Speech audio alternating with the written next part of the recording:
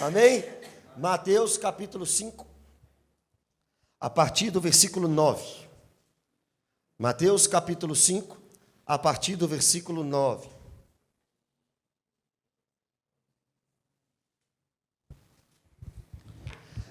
Se você está vindo aqui há uns 3 domingos, você sabe que nós estamos numa sequência de estudo. Nós estamos estudando o Sermão do Monte, as bem-aventuranças. Já falamos no domingo retrasado sobre os humildes de espíritos, os quebrantados, os mansos, aqueles que têm fome e sede de justiça. Domingo passado falamos sobre os misericordiosos e os limpos de coração. Hoje nós iremos falar sobre os pacificadores e os perseguidos por causa da justiça. Eu comecei essa série dizendo que isso não é opcional. As bem-aventuranças são características de um verdadeiro cristão. Se você é um cristão, um crente em nosso Deus, se você segue a Jesus como o seu Salvador, isso é inerente a você por causa do Espírito Santo. Não é inerente a você por causa da sua natureza, por causa de você simplesmente, não. Mas quando você crê no Senhor, o Espírito Santo habita em você. E quando o Espírito Santo habita em você, ele traz características, essas que estamos vendo, e também aquelas, por exemplo, de Gálatas capítulo 5. Amor, paz, alegria, longanimidade, benignidade, bondade, fidelidade, mansidão, domínio próprio. Então, eu queria que você pudesse analisar as bem-aventuranças, essas duas dessa manhã também, como características de um verdadeiro cristão. Não é opcional, irmão. Você não pode olhar para as bem-aventuranças e falar, isso aqui eu tenho, isso aqui eu não tenho, isso aqui é fácil, isso aqui não é fácil, isso aqui eu quero, isso aqui eu não quero. Não, se você é um cristão, você precisa se esforçar diariamente para praticar todas essas bem-aventuranças. A primeira de hoje também é seguido por uma promessa. Olha o que diz o versículo 9. Bem-aventurado os pacificadores. Agora vem a promessa, porque serão chamados filhos de Deus. Irmão, perceba comigo, um pacificador, às vezes, é tratado como alguém que traz paz a um conflito humano. Isso é a consequência de ser um pacificador. Obviamente, quando você é um pacificador, no seu meio, no seu convívio, temos paz por causa da sua presença ali. É verdade. Um pacificador não é aquele que coloca lenha na fogueira das brigas, das dificuldades entre pessoas. É claro que não. Só que, perceba, não é desse pacificador simplesmente que estamos dizendo. É isso. Aponta para isso. Pode ser aplicado nisso. Mas o pacificador de Mateus capítulo 5, versículo 9, não é simplesmente aquele que termina um conflito entre pessoas, mas aquele que termina um conflito entre uma pessoa e Deus. Como é que eu sei disso? A promessa da bem-aventurança, pois eles serão chamados filhos de Deus. Você sabe muito bem que antes de Cristo, antes do Senhor Jesus mudar a sua vida, você não era chamado filho de Deus. Muito pelo contrário. O apóstolo Paulo mostra para nós em Efésios capítulo 2, que antes da fé em Cristo Jesus, éramos chamados de filhos da ira de Deus, inimigos da cruz de Cristo. É o que o apóstolo Paulo nos chama antes de Jesus em Filipenses capítulo 3. Existem pessoas que não são filhas de Deus neste mundo. João 8,44, o próprio Jesus diz que os fariseus que viviam na prática da mentira eram filhos do diabo. A Escritura mostra para nós o único meio para sermos filhos de Deus. Está em João capítulo 1. Ele veio para os que eram seus, mas os seus não o receberam. Mas a todos quanto receberam, deu-lhes o poder de serem feitos filhos de Deus, a saber, os que creem no seu nome. Para ser filho de Deus, não simplesmente você precisa acreditar que existe um Deus. Para ser filho de Deus, não é necessário apenas acreditar que a criação tem um Criador por trás dela. Romanos capítulo 1 diz que isso não salva. Romanos capítulo 1 diz que isso condena. Saber que existe um Deus e não glorificá-lo como Deus não salva, condena. Se um ímpio olha para a criação e sabe que necessariamente precisa de um Criador e não o busca, a situação dele está pior ainda. Só existe uma forma de ser salvo, crendo no nome do Senhor Jesus. Atos 4, versículo 20. Versículo 12, se eu não me engano. Confere para mim aí, varão, você que gosta de corrigir o pregador. Atos capítulo 4, acho que não é 20 não, é o 12, vê aí. A Bíblia diz em Atos capítulo 4, que só há um nome pelo qual importa que sejamos salvos, é o 12, né? E este nome é Jesus Cristo. Por que Jesus Cristo? Porque Jesus significa Salvador. Cristo, o Messias, o ungido. Então, para ser salvo, precisa acreditar na promessa de um Salvador, que desde as páginas do Antigo Testamento foi anunciado. Esse Salvador é o nosso Cristo que veio 2022 anos atrás, morreu em uma cruz para nos livrar da ira de Deus. Assim, nós somos chamados de filhos de Deus, por causa do Filho de Deus. Agora o texto diz que os pacificadores serão chamados filhos de Deus. Um pacificador que foi feito filho de Deus faz com que outras pessoas também recebam esta paz com Deus por meio de Jesus. Romanos capítulo 5. Justificados, pois, mediante a fé, temos paz com Deus por meio do nosso Senhor Jesus Cristo. Por causa de Jesus, o conflito entre o pecador e Deus terminou, cessou, foi aniquilado, porque agora nós somos aceitos por Deus por causa de Jesus. Este é o Evangelho. Esta é a pregação do Evangelho. A paz que Cristo dá a nós em Jesus, em Deus, para que pudéssemos ser filhos de Deus. Ok? Agora, um pacificador é aquele que faz com que outras pessoas compreendam isso. Traduzindo, é o pregador do Evangelho. Bem-aventurado significa mais do que feliz. Mais do que feliz significa realizado, completo, de todo. Você será mais do que feliz e você será realizado, completo, quando você for um pregador do Evangelho. Quando você anunciar esta paz, proposta por Deus, por meio do seu Filho Jesus, aos pecadores.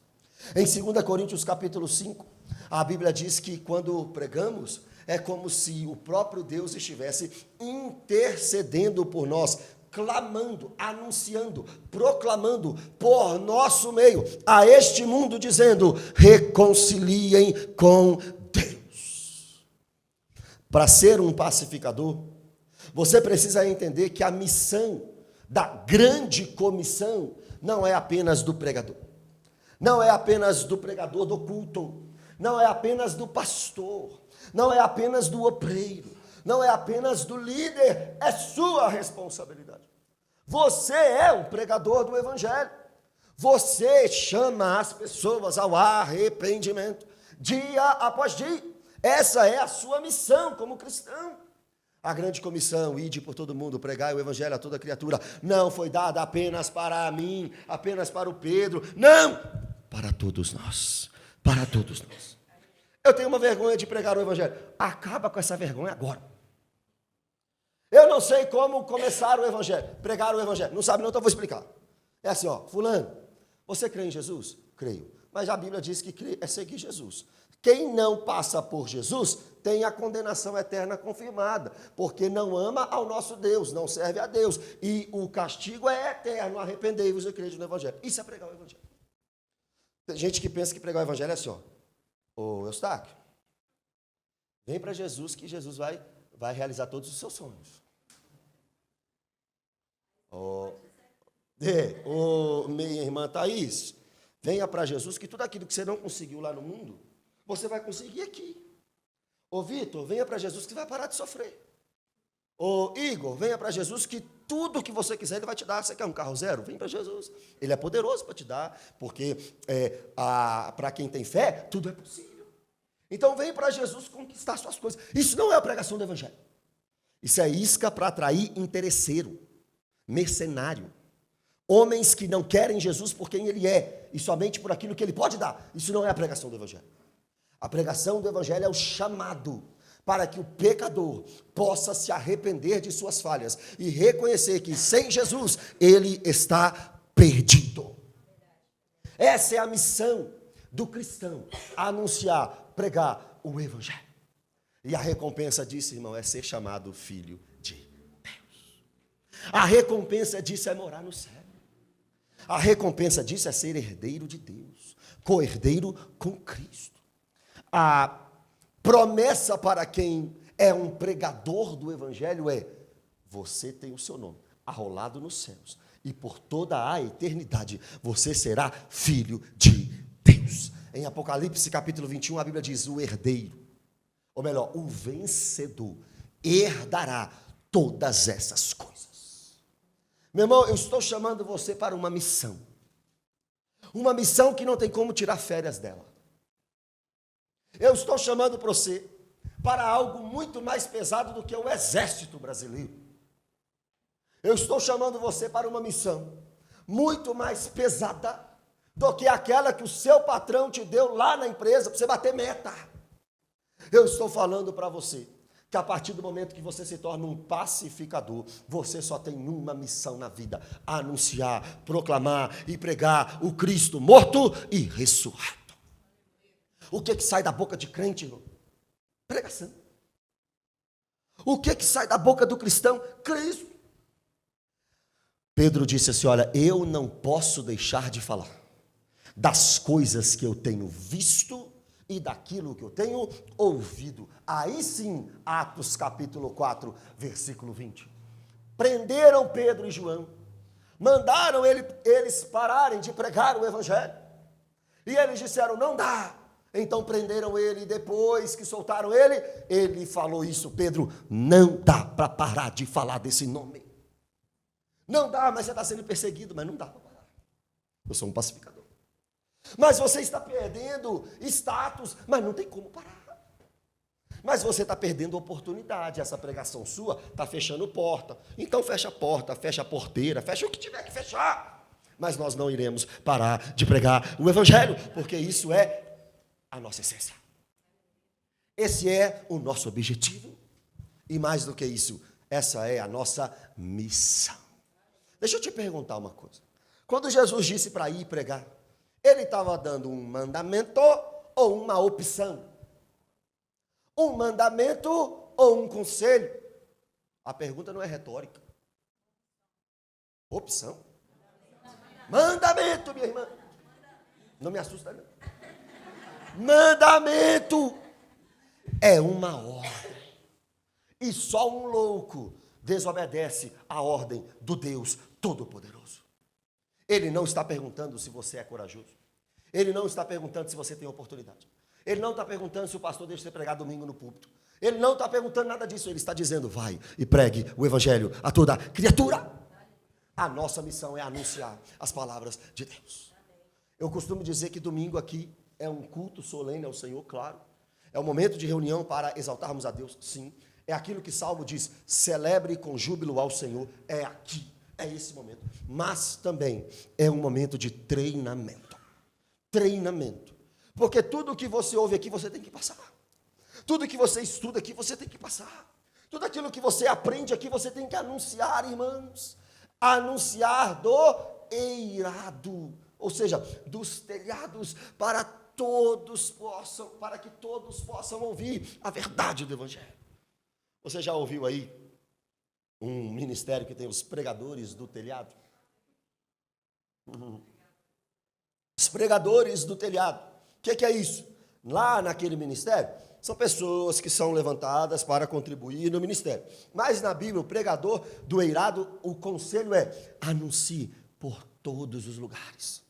Anuncie a todos os homens a pregação do Evangelho. Aí alguns dizem: eu não tenho tempo porque eu trabalho demais. Você trabalha onde? Ah, na empresa tal. Fica lá quanto tempo? 8 horas por dia. Então é lá que você vai pregar o evangelho. É lá que você vai anunciar. Ah, mas eu não tenho tempo porque a minha empresa me consome. Irmãos, o seu patrão é um possível discípulo do Senhor Jesus Cristo. O seu funcionário é um futuro discípulo do Senhor Jesus Cristo. Então como é que você chega no seu patrão segunda-feira? É raça de vibra, arrependei-vos. Que seja mandado. Mas tem que pregar o evangelho, irmãos. Tem que anunciar a palavra, irmãos. Imagina o seu patrão, quantas vezes eu já vi isso? Homens revestidos de muita autoridade, servindo nas mais altas escalas da sociedade, se prostrando a pessoas simples e comuns para ouvir a palavra de Deus. O seu patrão pode ser assim também. Você lembra da menina que ficava na casa do rei da Síria para que ela pudesse o servir, mas ela avisou lá: tem um homem em Israel, tem um Deus em Israel que pode curar Naamã da lepra. Irmão, você é um funcionário, prega o evangelho. Você é uma doméstica, prega o evangelho. Você é um empresário, prega o evangelho. A tempo e fora do tempo, foi exatamente isso que Paulo ensinou a Timóteo: pregue a tempo e fora de tempo. Pregue a palavra, insta. Sabe o que é insta? Esteja preparado. Esteja preparado, a tempo e fora de tempo. Até aqui, meus irmãos, nós já vimos 7 bem-aventuranças. 7. Recordando para você entender a 8ª. Humilde de espírito é alguém que é dependente de Deus. Quebrantado, os que choram, são aqueles que se lamentam pelos seus pecados e pelos pecados da humanidade. Manso é aquele que não entra em disputa e uma fera que foi domesticada. Fome e sede de justiça é aquele que tem fome e sede de Jesus, que é a nossa justiça. Misericordioso é aquele que age em favor da miséria de alguém. Limpo de coração é aquele que nasceu de novo, que nasceu da água e do Espírito. Pacificador é aquele que prega o evangelho. E a conclusão dessas 7 é a 8ª. É impossível termos essas 7 características e não termos a 8ª. É impossível a gente querer as 7 e não querer a 8ª. É impossível vivermos com as 7 e não recebermos a bênção da 8ª bem-aventurança. A 8ª bem-aventurança é um privilégio que nós podemos ter. Mais do que feliz, bem-aventurado, realizado, completo. A Bíblia diz: são aqueles que são perseguidos por causa da justiça. Bem-aventurado serão vocês quando vos injuriarem e mentindo disserem todo o mal contra vós. Alegre, regozije-se, porque é grande o vosso galardão nos céus. Assim também perseguiram os profetas que vieram antes de vocês. Irmãos, tem crente que acha que a igreja não pode ser perseguida. Tem crente que acha que a igreja não pode sofrer com o sistema deste mundo. Mas, irmão, o mais normal que a gente pode ver é a igreja ser perseguida. Porque a igreja é o contrário do mundo. A igreja prega o que o mundo odeia. Ela vive como o mundo odeia. Ela não se dobra e não se curva a esse sistema mundano. O que é sistema mundano? Do que eu estou falando? João que me explica o que é o sistema mundano. Desejo da carne, desejo dos olhos e soberba da vida. A igreja é um contraponto neste mundo caído. E se você está indo, irmãos, na contramão do mundo, você tem que ser perseguido. As pessoas precisam olhar para você e serem confrontadas pela sua vida. Confrontadas pelo seu estilo de vida. Como é que aquele homem trata a esposa? Por que aquele homem não faz o que todo mundo faz? Por que aquele homem é diferente? Por que é que ele tem o que eu não tenho? Ou ela vem para o seu lado, ou ela vai te odiar. Não tem outra opção. É assim a vida do cristão. E não é de agora. O texto diz: também perseguiram os profetas que vieram antes de vocês. Só para quem lê Bíblia. Só para quem lê Bíblia essa pergunta aqui. Qual foi o primeiro homem que, por causa da sua devoção a Deus, foi perseguido? Tempo. Ah, pronto. Abel. Abel fez uma oferta ao Senhor do jeito que o Senhor aceitaria. O seu irmão não fez. Matou Abel. E a Bíblia diz, irmãos, ou melhor, ela mostra para nós o coração duro de Caim. Porque Deus pergunta a ele: cadê o seu irmão? Sou eu o cuidador do meu irmão? Esse é o ímpio. Esse é o ímpio sem Deus. Essa é uma pessoa sem Deus. E Abel? Abel tinha Deus. Tinha. E como é que Abel estava? Morto uma hora dessa. Uai, mas Caim não tinha Deus e estava vivo, e Abel tinha Deus e estava morto? É. Uai, mas Caim perdeu e Abel ganhou? É. Não, como é que é? Abel perdeu e Caim ganhou? É. Mas não era Abel que tinha Deus? Era. Mas Abel que perdeu, sendo que tinha Deus? Era. Bem-vindo ao Evangelho. Bem-vindo ao Evangelho. Jeremias foi preso no cativeiro babilônico. Daniel foi preso no cativeiro babilônico. A Bíblia mostra para nós, o apóstolo Paulo, no livro de Atos, preso inúmeras vezes. Só em Roma ele foi preso 2 vezes, por pregar e anunciar o Evangelho. Agora o texto diz: bem-aventurados os perseguidos por causa da justiça. Bem-aventurados sois quando por minha causa vos injuriarem e perseguindo disserem todo mal contra vós. O maior privilégio de um cristão é ser perseguido por causa do nome de Jesus. Não é ser perseguido porque você entrou em conversa que não era para você entrar, porque você é enxerido, porque você é chato, porque você é enjoado. Não, é perseguido por causa do nome de Jesus. Nega Jesus, eu não nego. Negue o sacrifício de Jesus, eu não nego. Venha para a zombaria, para a roda dos escarnecedores, eu não faço isso. Eu sou um cristão. E aí você vai ser taxado. Quem aqui é cristão e nunca foi taxado? Quem aqui é cristão e nunca foi zombado? Quem aqui é cristão e nunca passou por uma perseguição, mínima que seja? Meu irmão, e ainda nós estamos no lucro. Pode ter certeza que nós estamos no lucro. Porque a igreja primitiva, sabe como é que acontecia com ela? Se você falasse que era cristão nos primeiros séculos da igreja, você era crucificado como Jesus foi, pelo Império Romano. Você era queimado em praças públicas por causa do Império Romano. Você era colocado nos coliseus e leões te mastigavam até a morte. E pessoas romanas assentadas nas arquibancadas assistindo à sua morte. Tudo isso porque era cristão. Eu não sou cantor, estou rouco e gosto de cantar.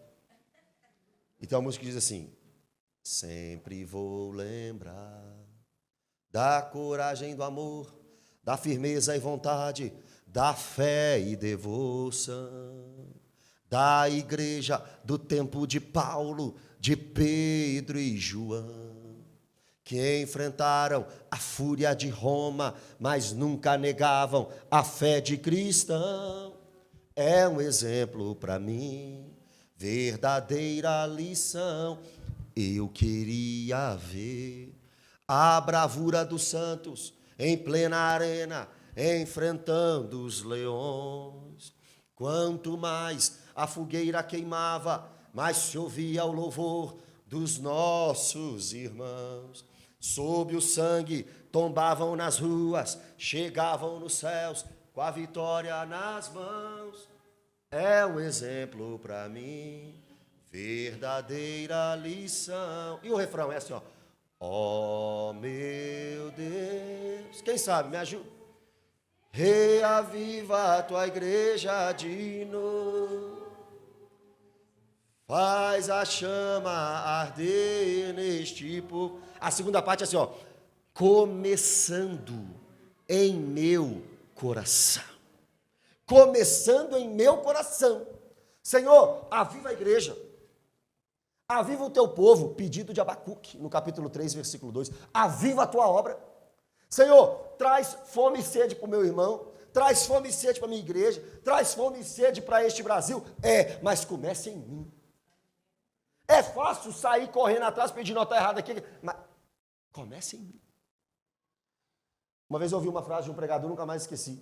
Nós corremos atrás de avivamento, porque não queremos ser avivalistas. Pedir para que Deus faça, no geral é fácil. Imagina pedir assim, Senhor, pode começar por mim. Eu vou quebrar os altares da minha casa. Eu vou quebrar os ídolos do meu coração. Eu não vou mais negar o teu nome. Eu não vou mais amar a Baal. Eu não vou mais amar a Mamon. Eu não vou amar mais a Moloque. Eu não vou amar mais os deuses. Eu só quero amar o Senhor. Eu só quero viver para o Senhor. Eu só quero me entregar para o Senhor. Se você fizer isso, pode esperar. Você será perseguido por causa da justiça. E o texto está chamando isso para nós de privilégio. Seremos bem-aventurados quando isso acontecer. Filipenses capítulo 1, versículo 29. A Bíblia diz, a vocês não foi dado o privilégio de apenas crer em Cristo, mas também de padecer por Ele. 2 Timóteo capítulo 3, versículo 12. A Bíblia diz, todos que quiserem viver uma vida piedosa, todos serão perseguidos. Se você não recebe uma perseguiçãozinha, irmão, você está de mão dada com o mundo. Se sua vida está boa demais, você não entendeu o Evangelho. Se você não é confrontado, irmãos, por esse sistema mundano, você não entendeu o que é andar com Jesus. Jesus foi perseguido.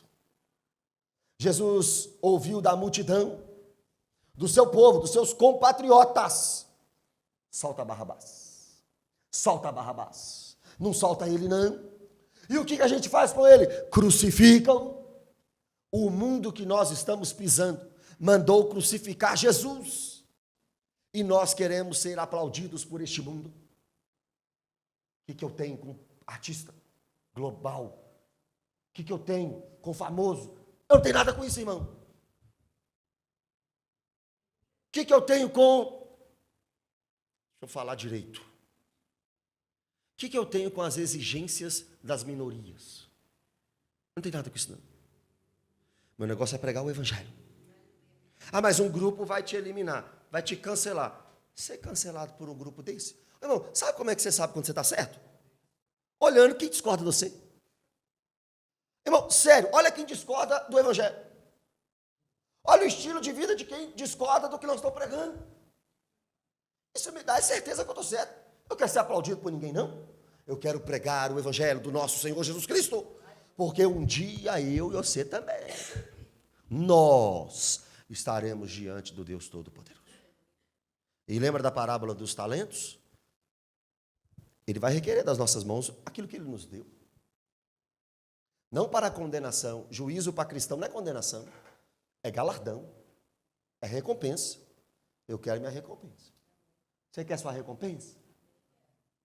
Você está fazendo o que para ter essa recompensa? Eu não estou falando de céu, não. Céu nós estamos garantidos. Salvação nós estamos garantidos. Eu estou falando de galardão. Eu estou falando de recompensa. Galardão significa pagamento por um trabalho, salário. A Bíblia diz que tem galardão, diz que tem diferença de galardão, mas não explica o que é o galardão. Não explica. Mas nós teremos recompensa. O novo céu e a nova terra já está nos aguardando. Está nos aguardando. E só para facilitar a sua vida, o quinto selo do Apocalipse são as almas dos decapitados, perseguidos, clamando por justiça. É como se Deus mostrasse a João o que aconteceria no mundo. E um dos sinais da segunda vinda de Cristo seria mártires, mártires, mártires, mártires, homens sendo assassinados por causa do Evangelho. E lá em Apocalipse 6, a partir do versículo 9, os que morreram estão clamando, dizendo, Senhor, manda justiça, manda justiça, manda justiça. E Deus diz, agora não pode. Porque ainda não se completou o número dos seus conservos, que serão mortos como vocês foram. Tem gente para sofrer ainda mais perseguição por causa do Evangelho. Isso não está longe. Vai para a Coreia do Norte. Vai para o Afeganistão. Vai para a Arábia Saudita. Vai para a China. Mas o que é ser evangélico hoje? O que é ser cristão hoje? O que é ser protestante hoje? Postar um versículo.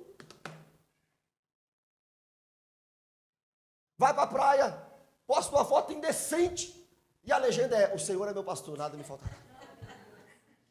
Isso é ser cristão hoje.